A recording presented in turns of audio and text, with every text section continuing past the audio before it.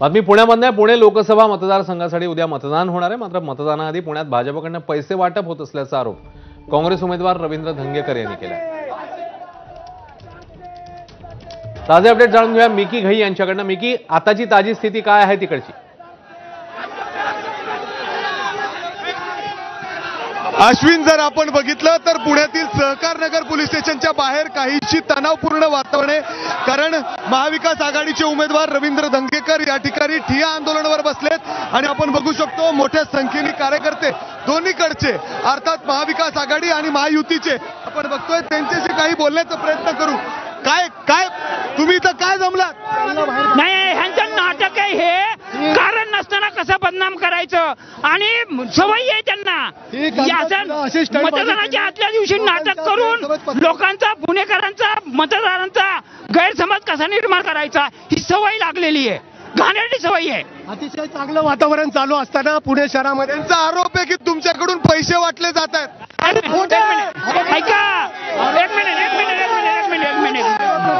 अरे मुस्काड फोडीन, मुस्काड फोडीन असं कोण बोलत असेल तर ते जर खरे असतील ना समोर यावं त्यांनी। अशा पद्धतीने सगळे लोक जमणं अर्थातच कोण जमले? त्यांनी ही चाललेली चांगल्या आम्ही नाही जमलो, ते जमलेत। आम्ही आलोय, त्यांनी जे नाटक चालू केलंय ना 2-2.5 तास झालं आणि लोकांची सहानुभूती मिळवायचा प्रयत्न चाललाय ना, ते पाहायला आम्ही आलोय आणि पद्धतीची निवडणूक चाललेली आहे। 2-2.5 लाख जर मी सांगायचं झालं तर भाजपचं एक शिष्टमंडळ अर्थातच आयुक्तांना देखील पत्र देण्यासाठी त्या ठिकाणी गेलेलं आहे।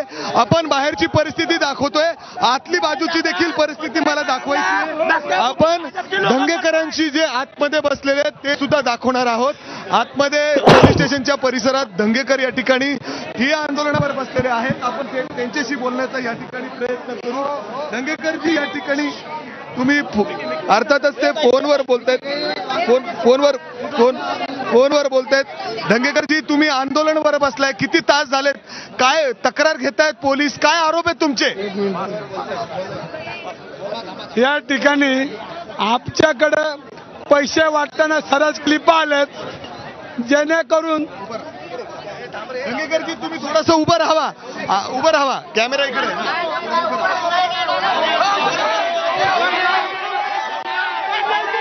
काय आरोप आहे? काय पाकिट काय येते?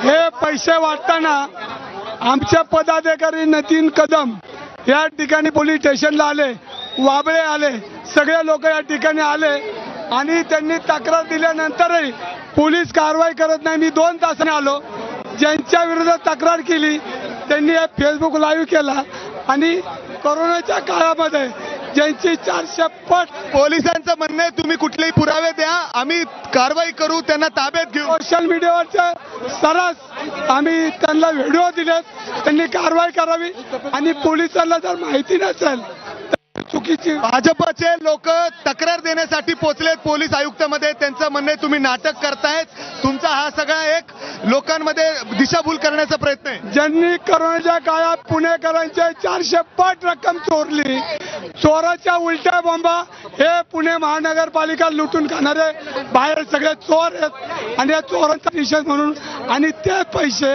लोकशाहीच्या निवडणुकीमध्ये वापर करून संविधानावर हायजॅक। पाकिट काय आहेत? पाकिटात पैसे आहेत आणि नागरिकांनी आणून दिलेत, हे पैसे भाऊ वाटतात ते।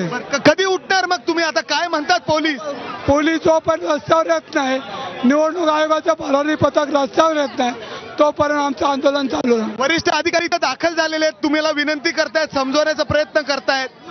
पूर्ण पोलीस स्टेशन अर्थात बाहेर सुद्धा खूप तणावपूर्ण परिस्थिती आहे। आम्ही तणावाला घाबरत नाही, आम्ही कुठली कारवाई करायला घाबरत। तर ही होती प्रतिक्रिया रवींद्र धंगेकर यांची। दरम्यान भाजपचे